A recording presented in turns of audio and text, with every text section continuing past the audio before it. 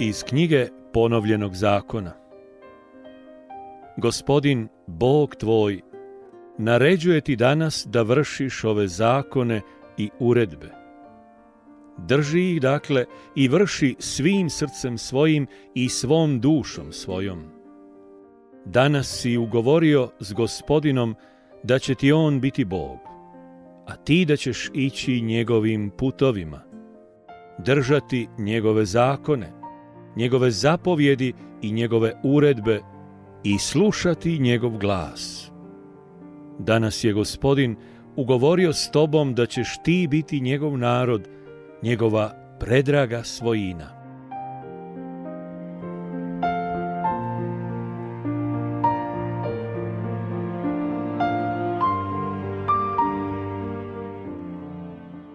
Dokument saveza je predstavljen kao ugovor. Jahve će biti Bog Izraela, a Izrael će biti njegov narod uz uvjet da čuva njegove zapovjedi. Blagoslovi i prokletstva bit će nagrada opsluživanja ovog zakona ili kazna za otpad i lomljenje saveza. Božja naredba nije naredba koja nas vezuje u okvire koji nemaju alternative. Istina je da Božji zakon nema alternative, ali čovjek je slobodan taj zakon živjeti ili ne. Jednako tako kako je slobodan živjeti ga ili ne, ti odabiri nose sa sobom i posljedice. Ne zato jer bi Bog nekoga prokleo, nego sami biramo prokletstvo okretanjem leđa ljubavi i slobodi koju u Bogu imamo. Jedino je Bog i jedino je u Bogu blagoslov. Njegova ljubav nas ne želi zarobiti, utrpati nas na silu u more svoje ljubavi i u njemu nas potopiti.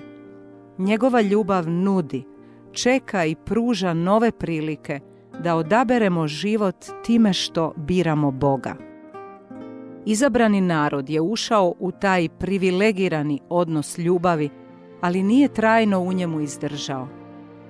Ne zbog težine ljubavi, nego zbog vlastite nevjernosti i zavedenosti u koju je lakovjerno upadao.